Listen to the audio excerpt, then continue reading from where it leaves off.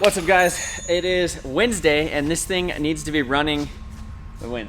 About tomorrow night. Tomorrow night, loaded in the trailers. So we have about 40, we have 48 hours? We have like 30, let's call it 36 hours, I think, total to get this thing running, including we gotta have 2 sleeps. 2 sleeps, yeah. One sleep in there. So we got about 20 hours that we could potentially work on this thing. So it is on the engine stand out. In the last video you seen it was just cranking and starting and crank and start and die, crank, start, die as it was cranking. And so I think it's some trigger wheel settings, maybe like there's like a falling edge or something, or when it's cranking, it's batched injectors, and then when it starts running, like it goes from cranking to after start in like the tables. So I'm thinking it could be something with that, and so what we're gonna go ahead and do is just swap the oil pan. I have an email sent out with the log and the tune and everything, and like a scope of the cranking signal to the right people. So they should be getting back to us hopefully here in a little bit with a little bit more insight, because they obviously know more stuff about that than us, but we have a lot of stuff to do in the meantime. So we have the clutch and everything that just showed up here this morning that will work with that whole Collins kit. I ordered the right clutch discs and stuff. And then right now Sean is actually gonna go ahead and throw the front sump on this thing. And as soon as the front sump is on it, then we're gonna whack the adapter plate on it, put the transmission in it, we're gonna bolt it in the car, loom the wiring a little bit better, and then hopefully by then we have some answers back on the whole wiring situation with this thing. Not the wiring, but like the base map and the tune. So hopefully it works, hopefully it runs good. Sean's gonna flip this thing over by himself. Think you can do it by yourself? Probably, but it's just gonna fly over. Should I help you?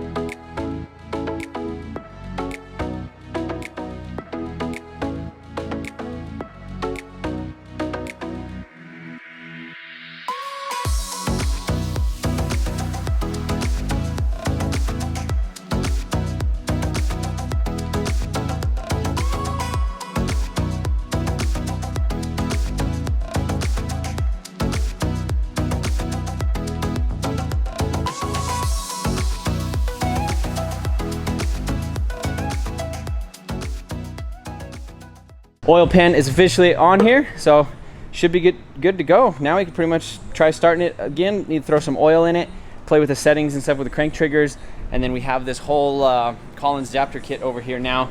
This is the clutch. Here is the pressure plate that we need.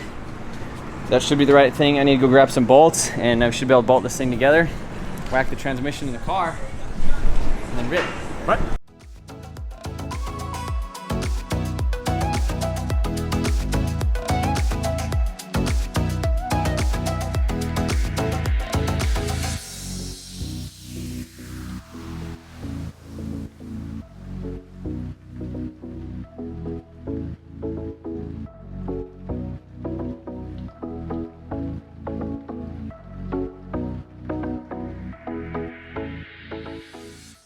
All right, guys, so got the engine and transmission hooked up together and officially pretty much ready to go in the car. It is 6 o'clock Wednesday night. You guys know the deadline. You know when this thing's supposed to be on the track. So, see, got the Collins adapter kit. We got the CD09.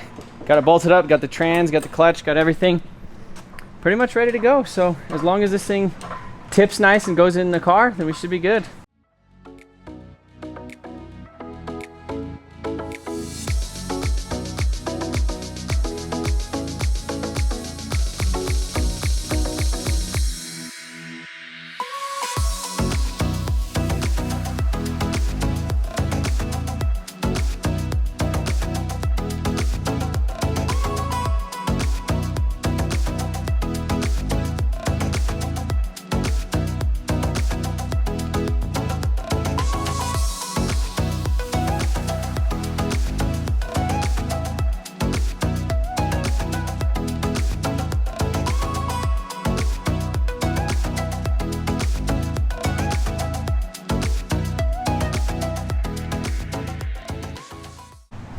All right, guys, so we have the engine kind of sitting up in there, kind of I think almost where it needs to go. I want to slide it back just a little bit more. Initially, I thought these mounts were going to have a like a rubber isolate or whatever, but they actually just kind of bolt straight to the subframe, which works out really good.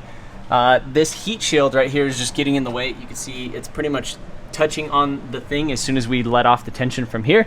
And then actually the oil pan, I want to cut the subframe back a little bit and slide the engine back, and then put a couple little spacers in between here, so that way I could get the transmission to shift back a little bit further. And the reason for that is the drive shaft. If we could get it to slide back about another inch or so, I won't have to extend the drive shaft. And this is initially the drive shaft that was out of my S14 from the 2JZ Collins kit. So basically, not this exact transmission, but same style adapter plate. So I had this adapter plate, the uncut bell housing, the shifter, all that other stuff. All we have to do is swap the yoke on the back of that thing, and everything should be kind of like technically back to normal with my S14. So drive shaft will be going back in it if we could get to slide back a little bit more. But again, a lot of that rests on right here. You can see how close that is.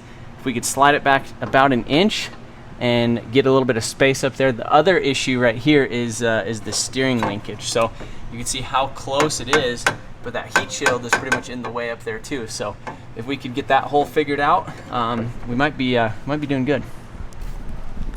I like the way you think, Blake. Blake just said everything is going our way. Everything is just going smooth as pie. Is how it's going.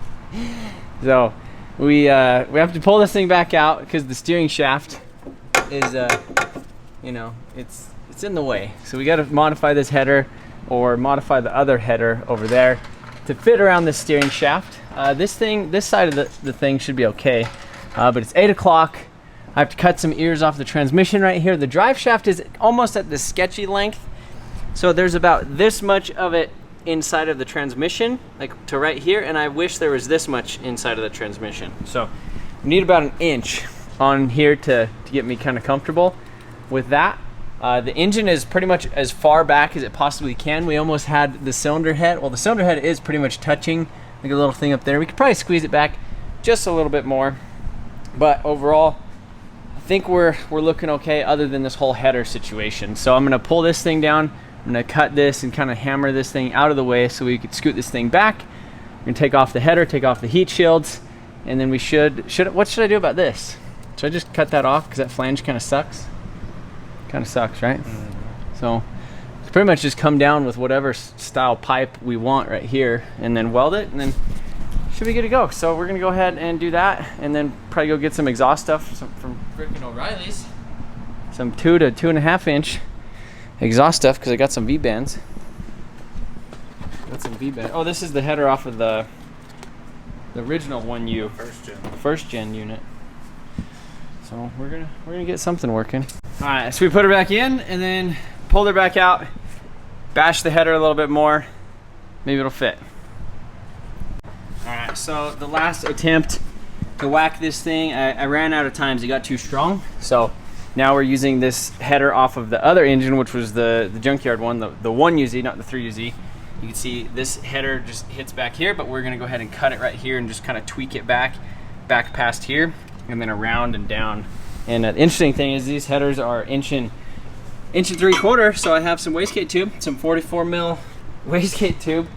That's just crazy that my freaking Honda expels more exhaust out of its wastegate than this does on the whole side of its engine, right?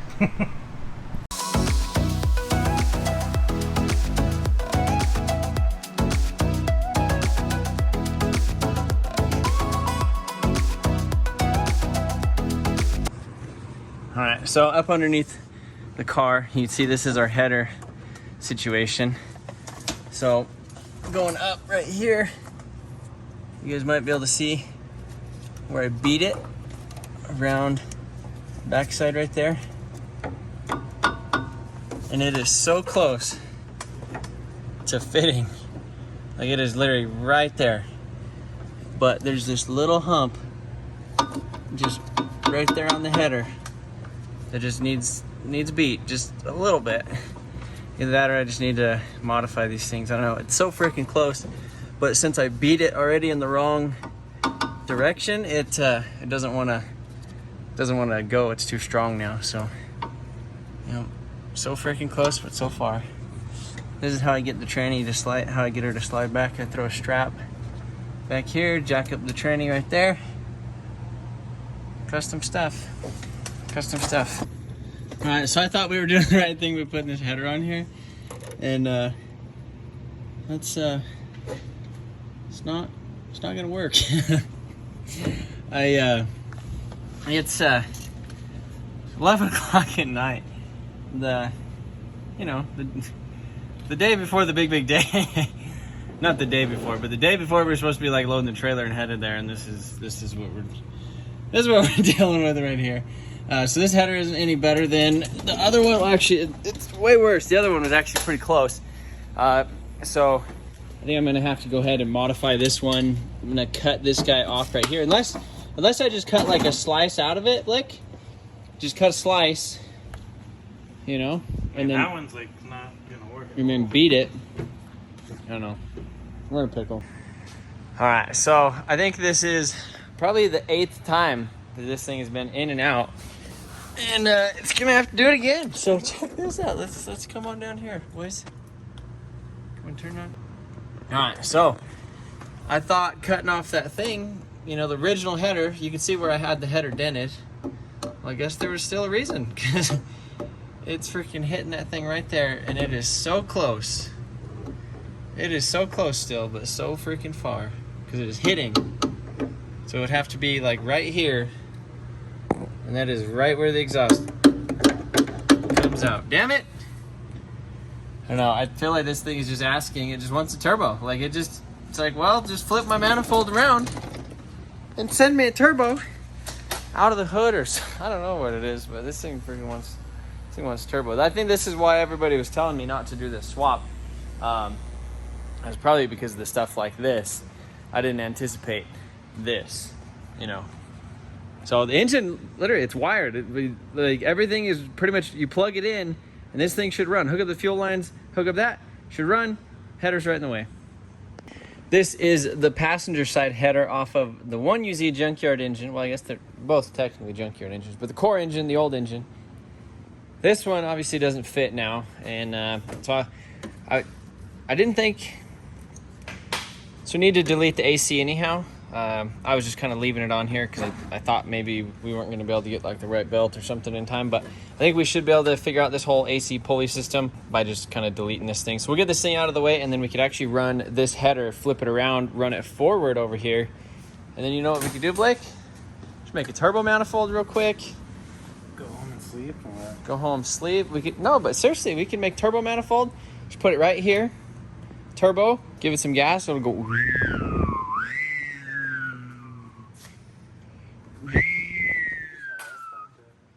What?